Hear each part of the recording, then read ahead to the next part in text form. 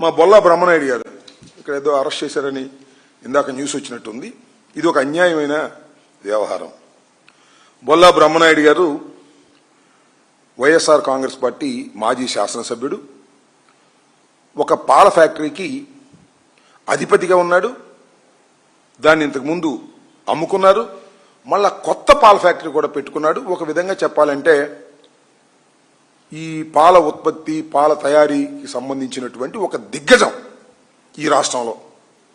బొల్లా బ్రహ్మనాయుడు గారు హైదరాబాదులో ఒక స్థలాన్ని బి దగ్గర కొనాలని ప్రయత్నం చేశాడు. వాళ్ళు ఏం చేశారు, ఇది రెగ్యులరైజ్ అయిపోయిందని చెప్పేసి ఆయనకి రెగ్యులరైజ్ పేపర్ చూపించాడు. పైకి కొంత ఈయన కూడా కాదు, వీళ్ళ బంధువు అంటే ఎవరో రమేష్, ఆయనకి ఈయన పెట్టుబడి పెట్టాడు.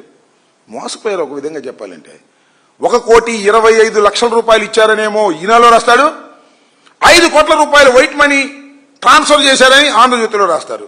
ఏంటి ఆంధ్రజ్యోతికి ఈనాడికి కక్ష? బొల్లా బ్రహ్మనాయుడు గారు వైసీపీలో ఉన్నాడు కాబట్టి ఆయన మీద కేసు పెట్టించి ఆయన లోపలేపించాలనే ప్రయత్నం. నేను కూడా ట్రై చేసి ఆయన కోసం దొరకలా. ఎందుకంటే పాపం ఆరోగ్యం బాగోదు, ఆయనకి ఏదో హార్ట్ ప్రాబ్లం కూడా ఉంది. కేసు పెట్టారు అనగానే యాంటిసిపేటర్కి వెళ్ళాడు. యాంటిసిపేటర్కి వెళ్ళి పోలీసులకు అందుబాటులో లేకుండా ఉండే ప్రయత్నం చేశారు. ఆ యాంటిసిపేటరీ 11వ తారీఖు వేశారు. ఈ లోపల పోలీసులు వెళ్ళి పట్టుకున్నారు.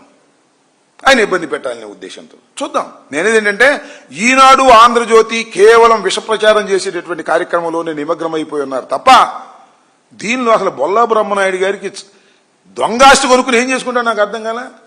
రెగ్యులరైజ్ కానిటువంటి ఆస్తిని కొనుక్కుని ఏం చేసుకుంటాడు? అది చెప్పినాడు బ్రోకర్ రెగ్యులరైజ్ అన్నాడు, కొనడానికి ప్రయత్నం చేశాడు.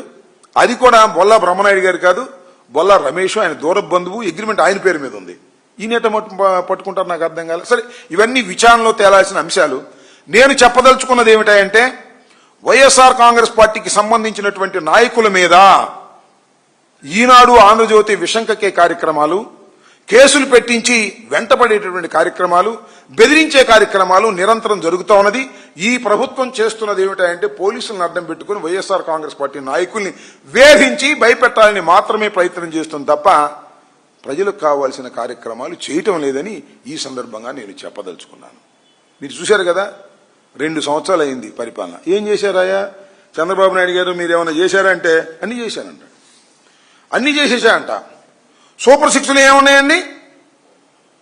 కూటమి వచ్చిన తర్వాత ఏం చేశారు? ఆడబిడ్డ నిధి అన్నారు. 18 సంవత్సరాలు నిండిన ప్రతి మహిళకి కూడా 1,500 రూపాయలు ఇస్తానని చెప్పావా నెలకి? ఏమండి చంద్రబాబు నాయుడు గారు చేశారా చెప్పండి. 2, నిరుద్యోగ భృతి ప్రతి నిరుద్యోగికి 3,000 రూపాయలు నెలకి ఇస్తామని బాబు కొడుకులు ఇద్దరు ఊదరగొట్టారు. అయిపోయింది అన్నారు. ఒక్కడికి ఇచ్చామండి, నాకు అర్థం కాలేదు.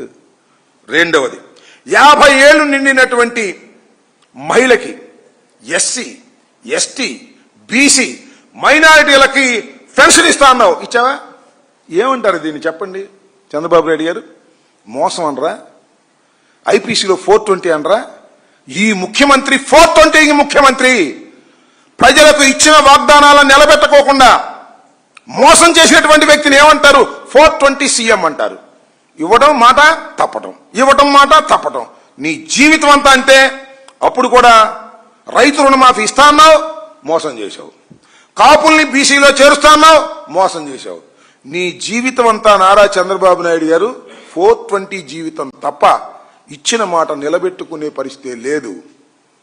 వైఎస్ఆర్ కాంగ్రెస్ పార్టీ కానీ, డాక్టర్ వైఎస్ రాజశేఖర రెడ్డి గారు కానీ, జగన్మోహన్ రెడ్డి గారు కానీ మాటిస్తే మాట తప్పం, మడం తిప్పం. అది మా బ్రాండ్. మీ బ్రాండ్ ఏంటి? మాట తప్పటం, మడం తిప్పటం, 420గా ముద్రపడటం. మీ బ్రాండ్ గుర్తుపెట్టుకోండి నారా చంద్రబాబు నాయుడు గారు. కేసులతోనూ బెదిరింపులతోనూ ఎల్లో మీడియా రాతలతోనూ వైఎస్ఆర్ కాంగ్రెస్ పార్టీని అణచాలనుకుంటే అణిగేది కాదిది. దినదిన ప్రవర్ధమానంగా పెరుగుతుంది. మళ్ళా 3 సంవత్సరాల తర్వాత జరిగే ఎన్నికల్లో నిన్ను ఓడించి ఈ రాష్ట్రంలో అధికారంలోకి వస్తుంది.